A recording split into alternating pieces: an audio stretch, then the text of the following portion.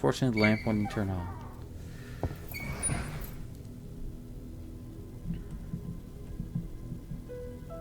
Okay. Regular hospital stretcher, ready for a next patient who never arrived. Bathroom time. Ew. Foul smell from broken urinals permeated the whole room. I was thankful that I couldn't see anything in those toilets through all the dark surrounding me. Uh-huh.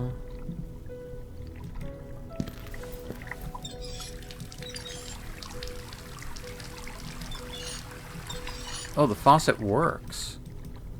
The water actually works up here. Didn't seem to be water flowing in this. Maybe the pipe was clogged, but whatever the reason, there was no water. Okay. Well, I mean...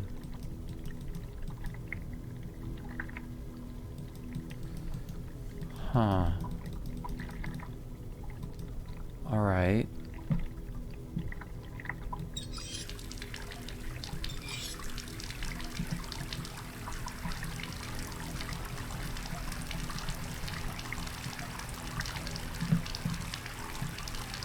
Huh.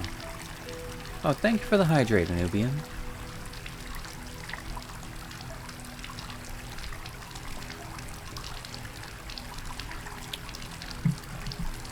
I'm not sure why we need to do that.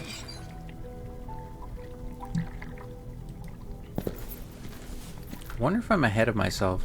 I hope not, because it didn't seem like there was anything left to do downstairs for the moment.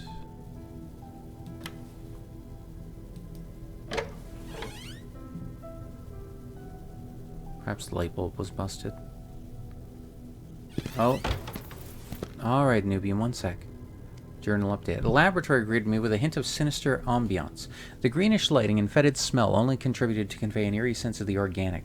Also, who was that man in the corner? Oh! There's a person here. Okay. Uh-oh.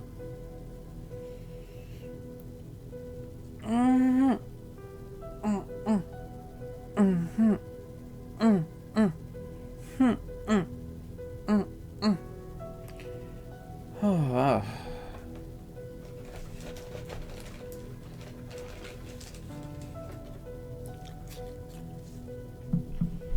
Okay.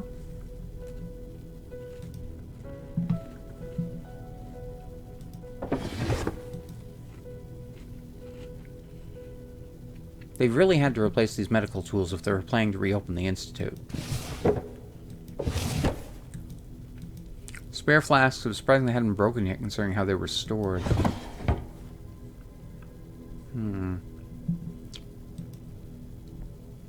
Okay.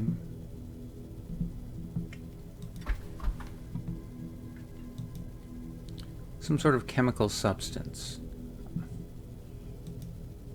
Table was in disarray with many gadgets scattered on it. Several empty test tubes as well. I mean, I should probably go say hi now in a second. Several empty glass containers. They seem to have been used frequently in the past.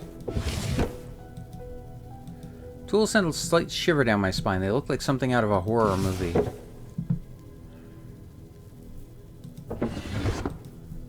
Test tubes, likely used to hold samples and chemicals, yet now there's only dust and dirt in them. Okay.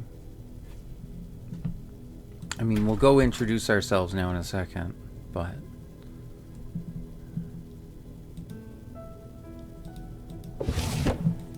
Look at everything. Old cans, seemingly empty.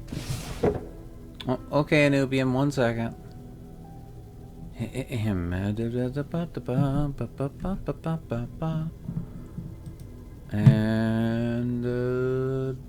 boop. Whoop. There we go. Okay. Slight change in clothes, but yeah, we're fine. Alright. Back at it. Okay, I already did that one. Several lids for jars that probably had broken during the years. Or this was, it didn't interest me. Alright.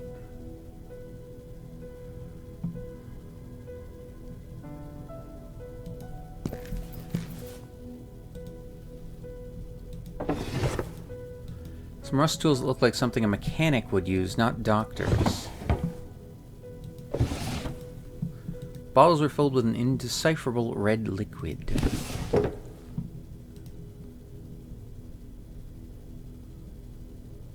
Huh. I don't like it. I don't like it. Baking cabinet seemed to be pure decor. No water here. Okay.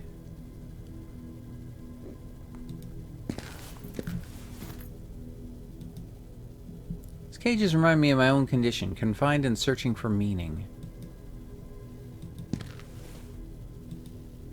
There was nothing worth mentioning. Oh, no. Is that a dead rat? Sturdy structures of the cages seem to be made of copper. I feared that I'd also be forgotten, left alone to die and putrefy in this dreadful place.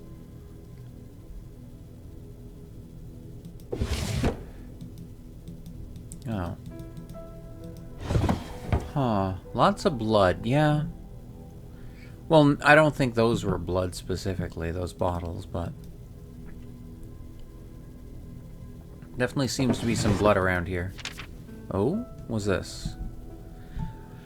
My dear Walter, grateful as I am for your kind invitation, I still have certain matters to attend to in my homeland, which prevent me from engaging in such a long trip, at least for the time being. However, rest assured that finally meeting in person soon is a priority for me. I think of you as a close friend, there for me when everyone else abandoned me. Oh, Walter, the things I have to tell you, which, for our sakes, can't be disclosed in written words. Our mutual area of interest is on the verge of yielding... Come on.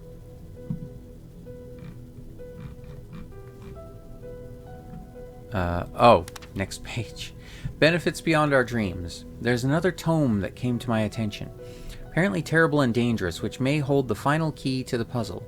Mortis Cave. My studies revealed only one account of its existence, and if the primeval orbs aid me, it might find a way into my prized collection. In any case, I wish you favorable kismet in your research. Your friend A.M. Huh? Huh? I'm sorry, primeval orbs? What? P.S. News of the deplorable situation in which your institute finds itself reached me. To state the obvious, I support your work without reservation. I trust that all individuals spreading malicious lies will be brought to justice. Our ways may be disapproved of by the blinkered peers of our era. We are making strides toward a new age of science. In due time, our undertakings will be celebrated and historians will acknowledge our achievements. Uh-huh. That doesn't sound good. Return to sender. I see. Nothing of use. Oh. It's just no drawer. Okay.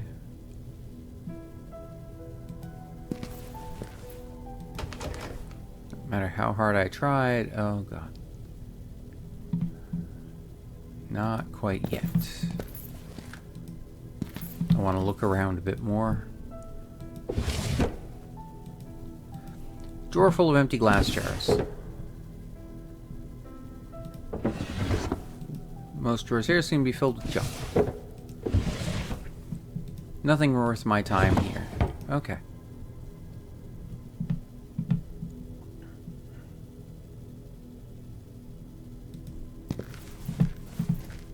Oh, I can't actually interact with that at my feet. Primeval orbs might be a religious thing. Maybe. I'm thinking more it might be a Lovecraft thing. Huh.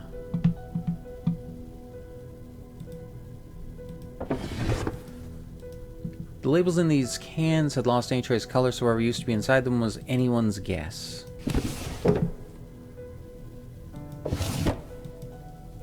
These sharp instruments seem dangerous, nothing that should ever be close to patients. Faucet was so rusty that it couldn't be turned. Alright. Let's go over here for a sec. Yep, this seems good. This seems fine. Test tubes, they were everywhere.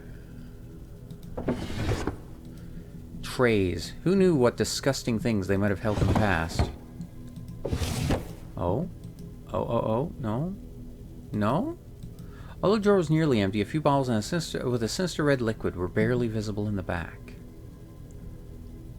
Okay. I can't check that. Cool. Oh, okay. Okay. It was locked, but likely collecting dust and more neglecting tools. This one was jammed. Huh. Interesting. Locked cabinet, but judging by the rest of the stuff here, it was probably not worth my time. Huh. I couldn't see anything of relevance here, except for this. 5. The influence of Ambrose Miller. What? Another notable chapter in the Chronicle of Hanwell Mental Institute involves the cordial relationship developed between Walter Hanwell and Dr. Ambrose Miller, A.M., okay, a renowned chemist researching experimental drugs. Dr. Miller first achieved widespread fame overseas due to his involvement in the standardization of clinical drug trials, including the use of placebo-controlled and double-blind tests.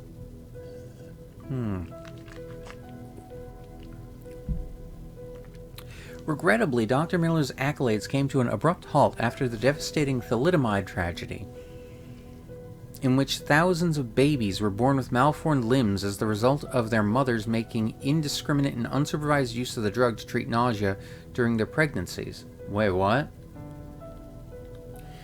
It has been said that Dr. Miller's insistence on demonstrating drug efficacy with no regard for safety played a significant role in this dark chapter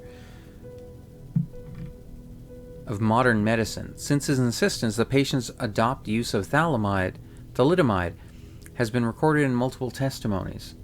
Here's the AM from Larry. Yeah, no, I noticed a Nubian. Following this shameful debacle, Dr. Miller shied away from the public eye and became a recluse, maintaining communication with only a handful of select colleagues. It was during this quieter phase in his career that he began to exchange a feverish stream of missives with Dr. Hanwell.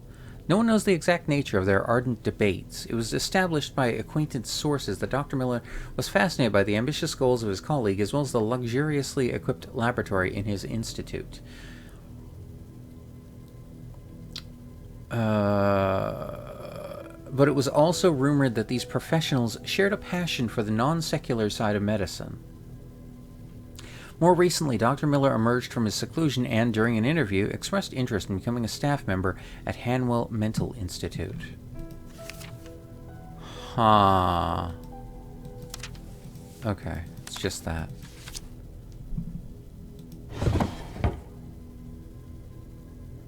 Hi, Maddie. How are you? I hope you're doing well.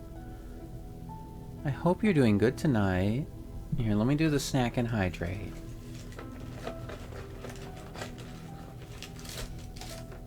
Ow.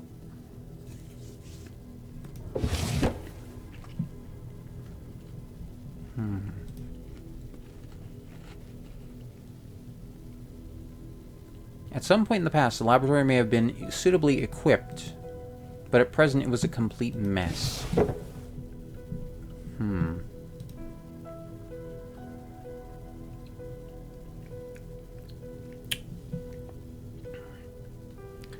But yeah, Maddie, I hope you're doing well. Hydrating. Okay.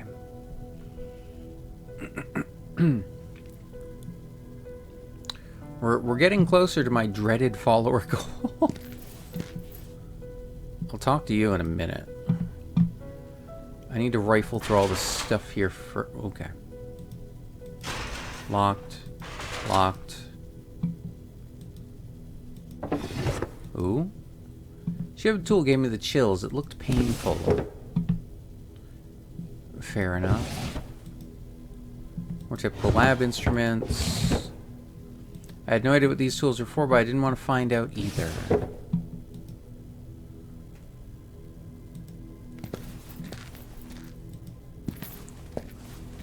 Okay, so door. Hey, Adezi, how you doing? Oh, hi, Heather. How's it going? I'm doing pretty well. Just getting back into... Table had a few instruments scattered out, but nothing of use.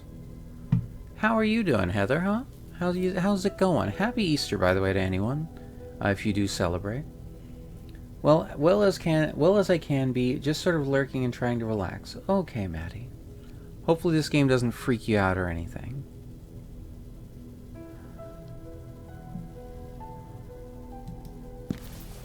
Can we get a caster for Heather too, please? These old drawers seemed stuck. Okay. No luck. Some strange lab equipment. Okay. That's basically the entire room checked. Alright, only thing left is talk to this guy. I'm gonna make a save before I do that, though. Let's save over this one. Okay. Hanging in there, counting down before bed. Ah, okay, Heather. Gotcha. Well, for anyone who just came in and don't know what the hell this is Asylum. It is a indie horror game, point-and-click adventure horror game. It only came out last month, mid-March. It's done by Senscape, a company basically that was founded quite a while back. Been working on this for a long time.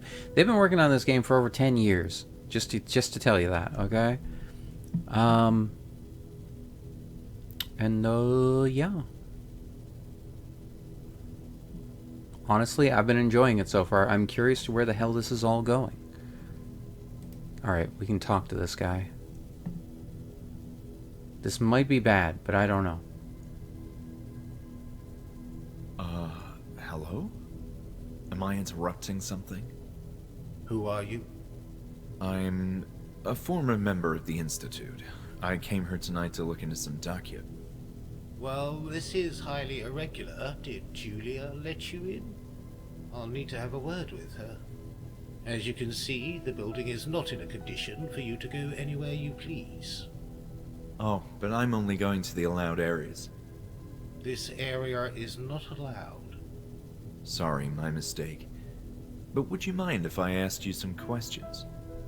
I was in the middle of something important, but go ahead. I assume you are...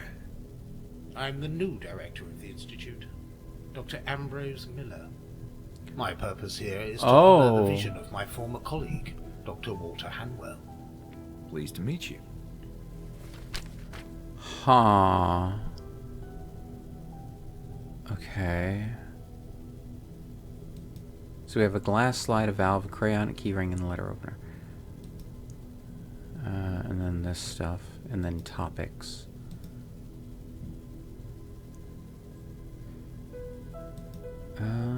Julia seems to be a nice member of the new Hanwell family. Our new receptionist. I don't have much to say. I just met her earlier this morning. Huh. She's doing a fine job. Must be difficult putting a nice face to all this filth.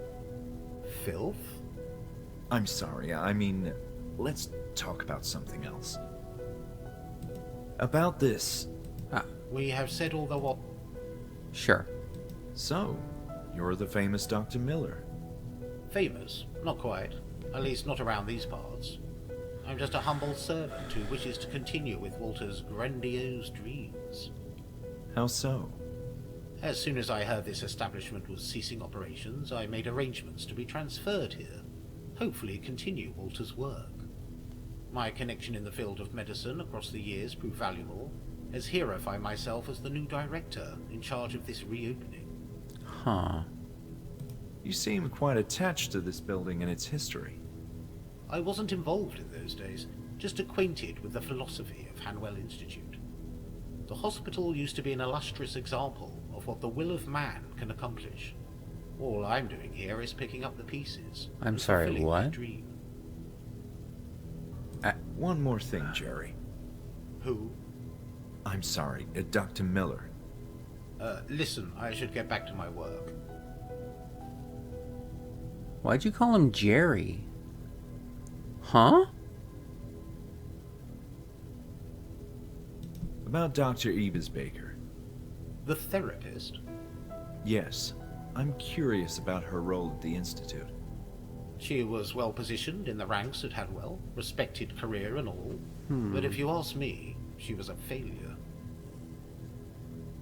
So you think Dr. Ebesbaker was part of the reason why the Institute ceased operations? No, at least not just her, but she was another component in the equation. I believe her foolish rivalry with Hawthorne distracted Walter from a greater purpose. And Hawthorne, well, he wasn't a saint of my devotion either. I forgot to ask something else. I'm sorry, but I really need to concentrate. Okay. Do you know Bruno? Of course I know Bruno. He's our security guard. Is there anything of interest you could tell me about him? Not really. He's just a security guard. But he's Fair working enough. on your establishment and contributes to a greater goal. You can't possibly operate this place without security.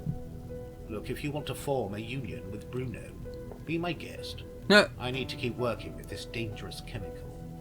Why such intolerance? I have a highly dangerous chemical right here. Fine. There's one more.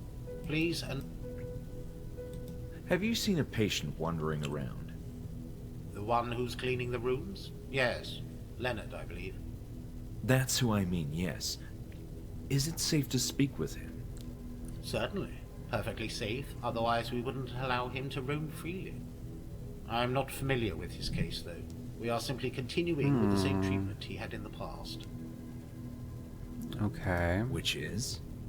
He likes to help. How can we say no? I forgot to ask. I'm sorry. Does the name Crawford ring a bell? Not in the least. I forgot to ask some. I'm sorry.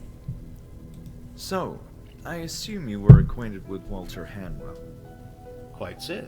Walter was a friend. Aw. We maintained ample correspondence over the years. Many subjects, both from the field of medicine and life itself, were our common interest.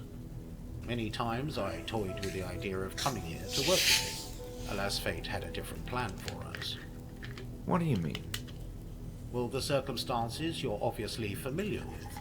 I was finally prepping myself for a greatly belated visit when all of a sudden the Institute shut down. Walter had been a friend in writing for many years, but regrettably I never got to know him in person. Oh.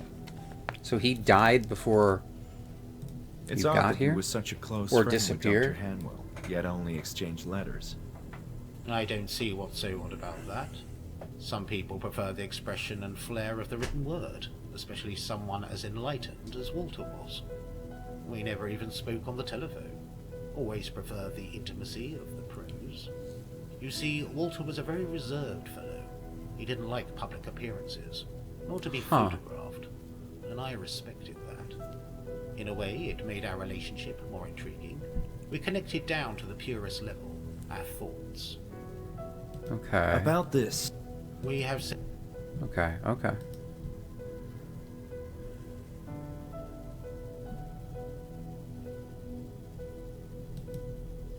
the reason I'm here is to research the older history of the Institute, from its heyday until the strange circumstances of its collapse. As you can imagine, that's not a topic we like to discuss here. We prefer to look Fair forward, enough. not back in the past. Well, as the new director, aren't you interested in what happened? That remark seemed slightly insulting. I didn't mean to. Look, it was all a sorry episode that none of us are proud of. And those responsible have long since been apprehended. And that's the end of it. Wait, what? Just one more question. Why are you so interested in learning about the past? Well, I was here in the Institute around that time, but I don't quite recall all the events that transpired. Those unfortunate circumstances deeply affected me, and I must understand why. What was your role in the Institute? I used to be with patients most of the time. This is all becoming a waste of my time. What was the question? Were you acquainted with the Institute back in those days? Only tangentially. This is my first time here. Okay. All right. And that concludes this conversation. Fair enough. Have you seen the patient Lenny around? Lenny? Ah, yes, you mean Leonard. Yes, I believe he's somewhere on this floor, cleaning a corridor. Thank you. Okay. I found the therapy room, And? and I was just sharing the good news. Please go away.